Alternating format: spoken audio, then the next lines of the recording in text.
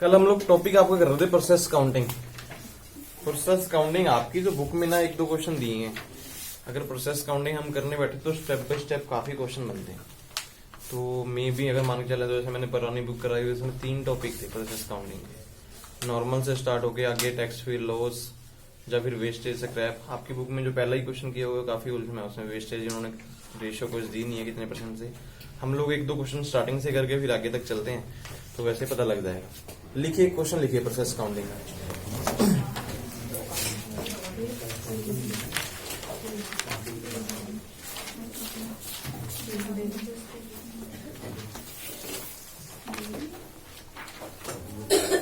Following data at the end of December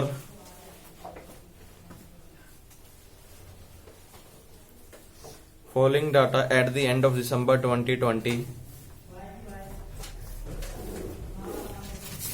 दिसंबर 2020 का एक following data किसी कंपनी का है, उसके बारे में इंफॉर्मेशन बाद में देते हैं। पहले डाटा लिख लेते हैं क्या क्या दिया उन्होंने। लिखिए पार्टिकुलर्स,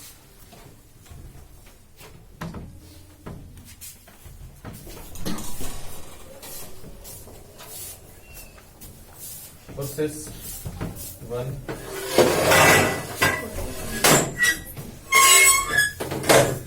प्रोसेस 2,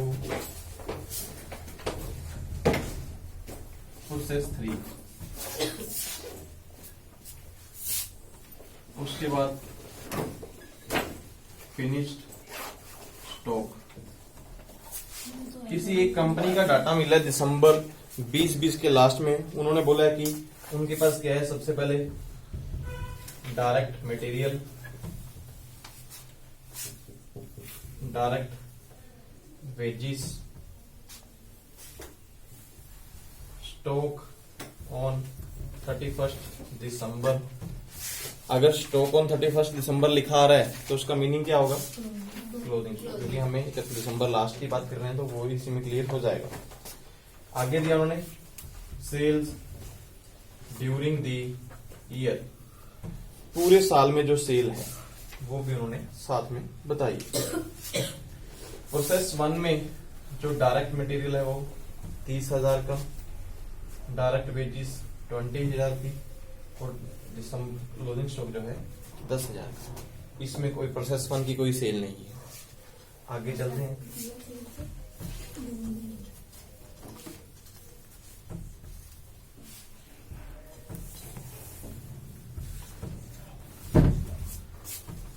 दूसरे में लिख रहे हैं 20, 30, 20, मतलब 20,000 का मटेरियल है, 30,000 की वेजेस है, क्लोजिंग स्टॉक जो है 20,000 का है, इसमें भी कोई सेल नहीं है।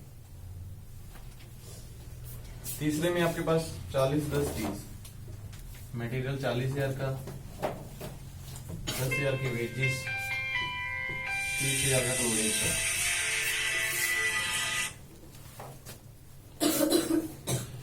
जो स्टॉक फिनिश गुड्स में स्टॉक है आपके पास 30,000 का और जो पूरे साल की सेल है वो 1,70,000। फिनिश गुड्स में कोई भी डायरेक्ट मटेरियल, डायरेक्ट वेजेस नहीं होते हैं। फिनिश गुड्स में क्लोजिंग स्टॉक बच सकता है क्योंकि हमने सारा सामान नहीं बेचा तो वो बच गया 30,000 का। 1,70,000 की पूरे साल में सेल है।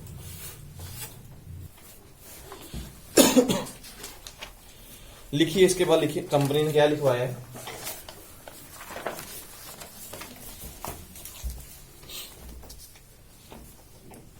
The output of each process, the output of each process is charged to next process। लिख लिया आपने, next process at a price calculate to give a profit, next process at a price calculated to give a profit of 25% on the cost price. Company की जो भी cost price पड़ रही होगी, हाँ जी 25 मीन्स आप जब ये डाटा लेके चलेंगे साथ में, प्रोसेस 1 क्या करेगा, जो उसकी कॉस्ट बन रही होगी उसका 25% प्रॉफिट लेकर बाकी जो अमाउंट बचेगा वो अगले प्रोसेस में ट्रांसफर। हर एक प्रोसेस में हमें प्रॉफिट भी साथ में निकालना है। Stock in each process have been valued. Stock in each process have been valued at prime cost of the processes। जो स्टॉक की वैल्यूशन आप निकालोगे, जब स्टॉक वैल्यू करोगे सिर्फ प्राइम कॉस्ट के ऊपर ही लोगे। मीन जो स्टॉक की प्राइम कॉस्ट, मतलब अपना जो प्रोसेस बनाएंगे उसमें हम प्राइम कॉस्ट के ऊपर ही स्टॉक की वैल्यू को माइनस करने वाले हैं। वो अभी ऐसा नहीं है कि सभी में से ही माइनस करते चले जाओगे, क्योंकि इस क्वेश्चन को हमें समझना पड़ता है कि इसमें प्रोसेसेस में कितने कितने कॉलम हमें बनाने पड़ेंगे। आगे लिखिए, from the following information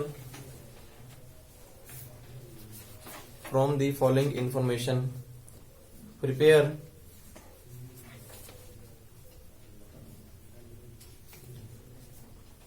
A point लिखिए, क्या क्या बनाना है हमने। From the following information prepare a point लिखिए, process cost accounts showing the profit elements at each stage। Process cost account showing the profit element at each stage। Second B point लिखिए, sir profit element at each stage। Second point आपके पास है actual realised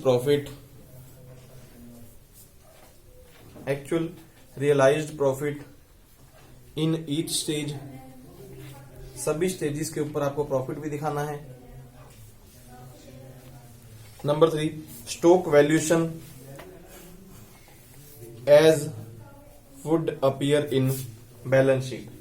जो stock की valuation हमारे पास इस balance sheet में दिखाई गई है उसके हिसाब से ही आपको चलना है।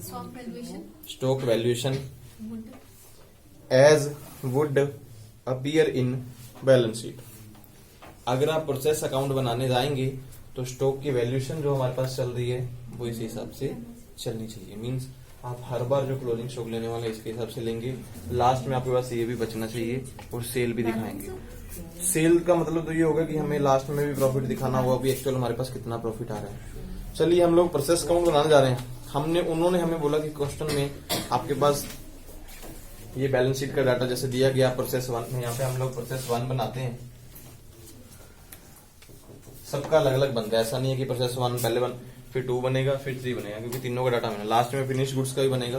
फिनिश गुड्स में जब सेल दिखाई जाएगी, जितनी हमारे पास ऊपर कॉस्ट आई होगी सेल को माइनस करके प्रॉफिट भी हमारे पास वैसे ही निकल के आता है। लेकिन बाकी तीनों प्रोसेस में उन्होंने बोला कि जो भी हमारे पास कॉस्ट आएगी उसका 25% आप क्या लेंगे, प्रॉफिट हर बार लेने वाले हैं नेक्स्ट प्रोसेस में ट्रांसफर करने से पहले। तो हमारे पास इन्होंने ये भी बोला कि जो स्टॉक की वैल्यूएशन होगी वो प्राइम कॉस्ट के ऊपर होगी। तो हम लोग इसमें चलते हैं। प्रोसेस 1 बनाना है तो सबसे पहले लिखेंगे पार्टिकुलर्स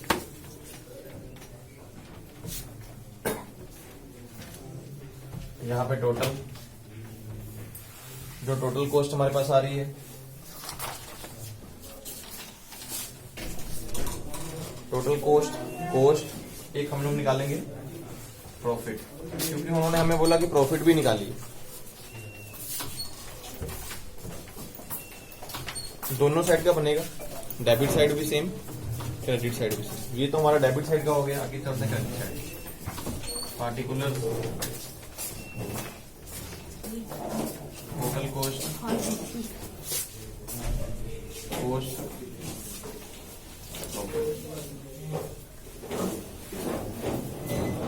एक डेबिट साइड हो गई, एक होगी क्रेडिट साइड।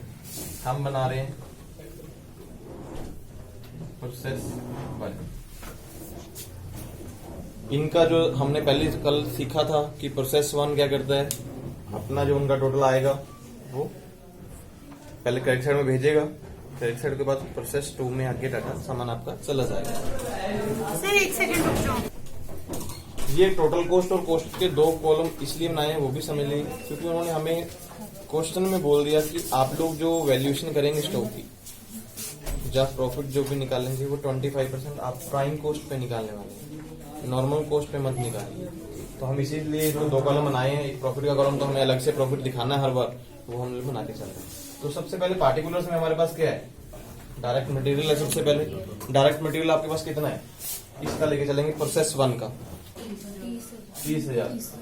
इसकी टोटल इसकी कॉस्ट कितनी है, 30,000 ही हो गई, क्योंकि अगर टोटल कॉस्ट इतनी है तो नॉर्मल कॉस्ट भी इतनी ही रहने वाली है। आगे आपके पास डायरेक्ट वेजेस वो 20,000 की है, तो कॉस्ट भी 20,000 रहेगी। फिर उसके बाद हमारे पास और इन्होंने इसमें कुछ नहीं दिया है, इन्होंने बोला कि हमारे पास क्लोजिंग स्टॉक है, क्योंकि खर्चे तो यही है। क्लोजिंग स्टॉक क्या करते हैं हम लोग, माइनस या लब लिख देंगे, minus closing stock. Closing stock हमारे पास कितना है, 10,000 हम इसमें से माइनस करने जा रहे हैं। उसकी क्लोजिंग स्टॉक की वैल्यू कितनी आएगी, 40,000। वही क्लोजिंग स्टॉक की वैल्यू तो कॉस्ट बोला मैंने, क्लोजिंग स्टॉक का अगर 10,000 का है तो कॉस्ट भी उसकी 10,000 आएगी। तो हमारे पास यहाँ पे जो प्राइम कॉस्ट निकल जाएगी वो कितने की आ गई, 30 तो 50, 50 में 10 गया तो 40,000। यहाँ पे हमारे पास कितना आ गया। अभी उसके बाद उन्होंने बोला था कि जब आप नेक्स्ट प्रोसेस में जाएंगे तो आपको 25% प्रॉफिट भी साथ में लेके चलो। जो 25% प्रॉफिट लगेगा वो किसके ऊपर लगेगा, प्राइम कॉस्ट के ऊपर। तो यहाँ पे लिखाएंगे 25% प्रॉफिट ऑन टोटल कॉस्ट पे लगा लें, चाहे प्राइम कॉस्ट पे लगा लें। 25% इसका कितना आएगा, 40 का 25% 10,000, क्योंकि ऐसे ही बनेगा। आप लोग सिंपल निकालना बैठे 25,000 सॉरी 40,000 था, मैंने 25 लिया। 40,000 मल्टीप्लाई 25 डिवाइड बाई 100। 25 को 400 से मल्टीप्लाई करोगे तो 10,000 के पास वैल्यू आती है। तो हमने जो प्रॉफिट लिया वो किसके ऊपर लिया, टोटल कॉस्ट के ऊपर। हम कॉस्ट में नहीं लिखेंगे, उन्होंने बोला था कि टोटल कॉस्ट पे लीजिए। प्रॉफिट कितना आया, 10,000। यहाँ पे प्रॉफिट हम लोग यहाँ हम अगला टोटल लेके चलते हैं। टोटल कॉस्ट हमारे पास कितने की होगी, 50,000 की। यहाँ पे वैल्यू 40,000 की है, प्रॉफिट जो हो गया 10,000 का। कॉस्ट और प्रॉफिट को ऐड करेंगे 50,000 बन जाता है। पॉइंट क्लियर हो गया।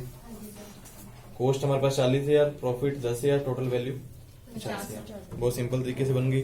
जब हम नेक्स्ट प्रोसेस में जाएंगे तो यहाँ पे क्या लिखेंगे आगे, by transfer to process second.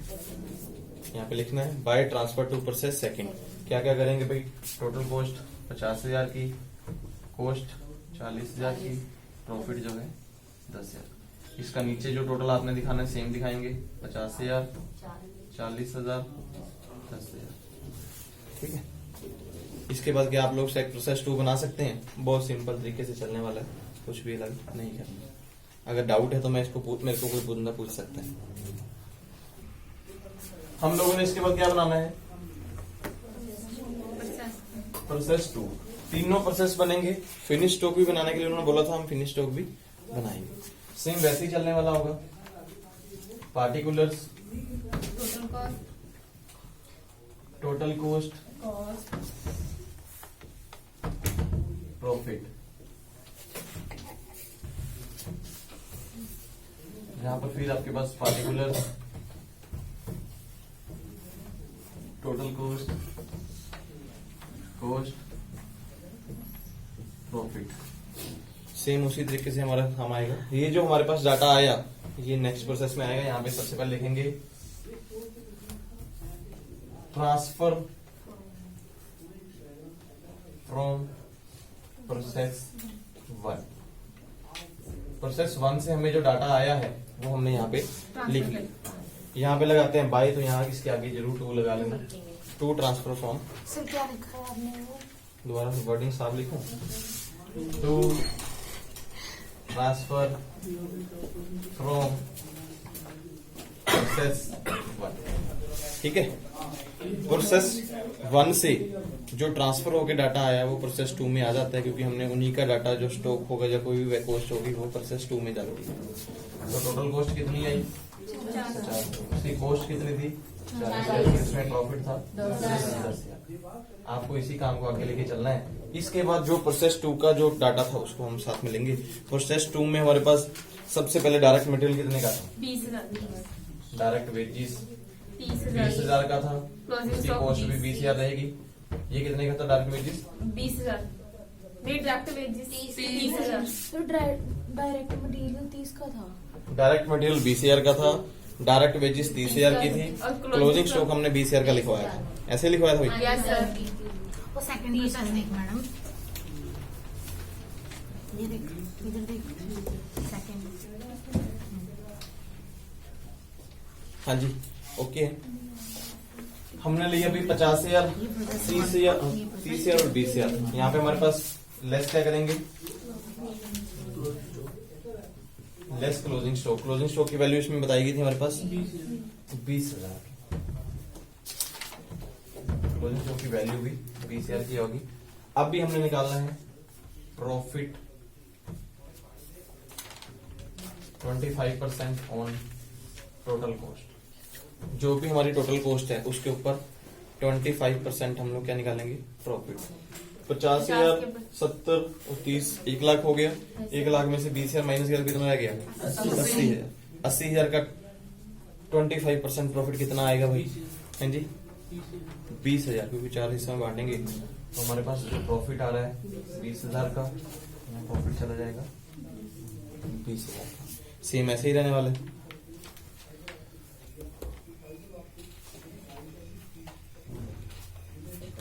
ठीक है, सर एक चीज पूछो, वो क्या लिखा है अपने प्रॉफिट 25%? सर जहाँ पे आपने अभी निकाला है टोटल हमारे पास निकल के आ गया, प्राइम कॉस्ट निकल के आ गया। हम वैल्यू लेके चलते हैं, हमारे पास क्या आएगी जिसके बाद टोटल कॉस्ट जो 50, 80, 1 लाख, 1 लाख। उसके बाद यहाँ पे फिर भी तो आ गया सर माइनस हो रहा ये प्रॉफिट थोड़ी माइनस करो, प्रॉफिट तो ऐड ही करोगे भाई। 1 लाख हो गया। 40, 30, 70, 70 तो 90, 90 में से 20 माइनस 70 हो गया। 70। हाँ जी, 30 यहाँ पे हो गया। ठीक है जी, 20 और 10 30। पॉइंट क्लियर है तो कोई डाउट नहीं है इसमें। 70 यहाँ हो गया, 20 और 10 30 दोनों का टोटल हमारे पास 1 लाख बन गया। Yes sir. तो यहाँ पे आगे हम लिखने वाले हैं transfer by transfer to process 3। Process 3 में ट्रांसफर कर देंगे जो ये वैल्यू है। Total cost, normal cost, profit. ठीक है भाई, किसी को डाउट हो इस तक? नो। आगे चलते हैं, हम लोग प्रोसेस 3 बनाते हैं। इसी में चेंज कर देता हूं मैं। ओके, प्रोसेस 3 बनाएंगे तो यहाँ पे टोटल कॉस्ट हमारे पास जो लिख के आ रहा है, to transfer from process 2 1 lakh, cost 70,000 की, प्रॉफिट जो हमारे पास आया 20,000। बाकी चीजें इसमें से हटाते हैं।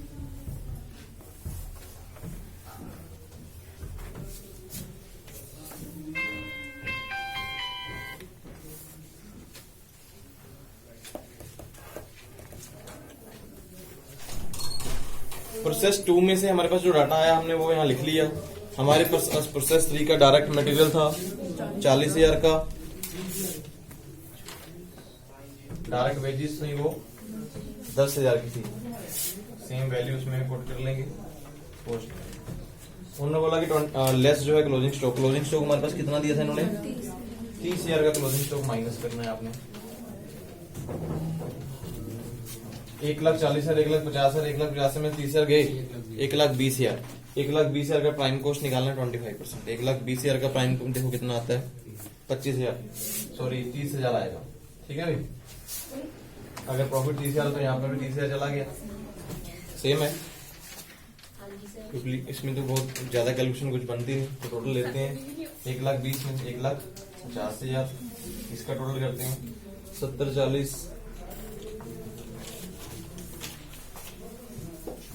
110, 120, यहाँ हो गया 90, यहाँ हो गया 60। ठीक है, 70 और 40 1,10,000, 1,10,000 में 1,20,000। जो क्लोजिंग स्टॉक है हमारा लेस है यहाँ पे, चाहे माइनस का निशान लगा ले ताकि आपको माइंड में रहे। 30,000 माइनस किया तो 90,000, 30 और 30 60। जो process by transfer to the finish goods, finish goods में जो जाएगा टोटल कॉस्ट 1,50,000, कॉस्ट 90,000, प्रॉफिट जो है 60,000। ठीक है, लास्ट हमने बनाना है finish stock account. Finish stock account बनाना है तो सबसे पहले आएगा to transfer from process 3। Process 3 से ट्रांसफर होकर क्या आया हमारे पास 1,50,000, कॉस्ट जो हमारे पास आई 90,000 की, प्रॉफिट जो हमारे पास आया 60,000। बाकी चीजें हटाते हैं यहाँ से।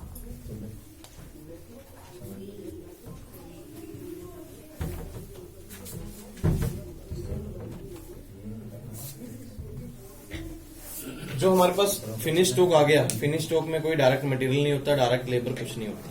उन्होंने बोला कि फिनिश स्टॉक का कॉलम हमने जो बनाया था उसमें हमारे पास था सीधा क्लोजिंग स्टॉक, तो हम जाके यहाँ पे माइनस करते हैं लेस क्लोजिंग स्टॉक। कितना है क्लोजिंग स्टॉक 30,000 का, उसकी कॉस्ट कितनी की आएगी 30,000। तो हमारे पास यहाँ पे वैल्यू क्या बच गई भाई 1,30,000, 90 में 30 गया 60,000, प्रॉफिट मेरे पास 60,000 का बचा हुआ है। आगे हर बार तो हम ले लेते 25% on profit on prime cost, लेकिन उन्होंने बोल दिया कि पूरे साल में जो सेल होगी वो कितने की होगी 1,70,000 रुपए की, तो प्रॉफिट कितने का आ जाएगा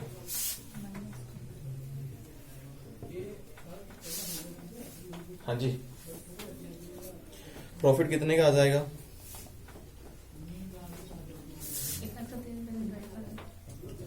आप लोग टोटल दिखाना सेल 1,70,000 का, तो प्रॉफिट कितना आ जाएगा दोनों का 50,000।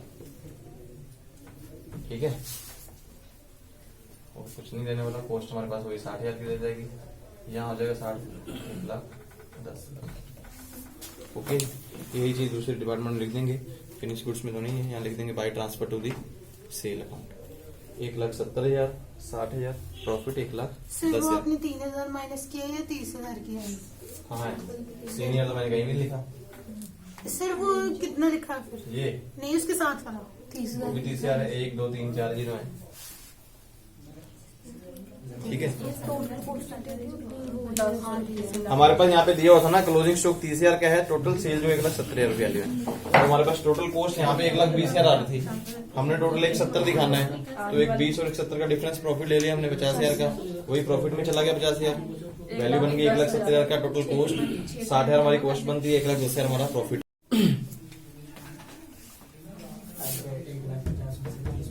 Bye sales account 1,70,000, 60,000, 60,000, 1,10,000। 1,10,000। ठीक है।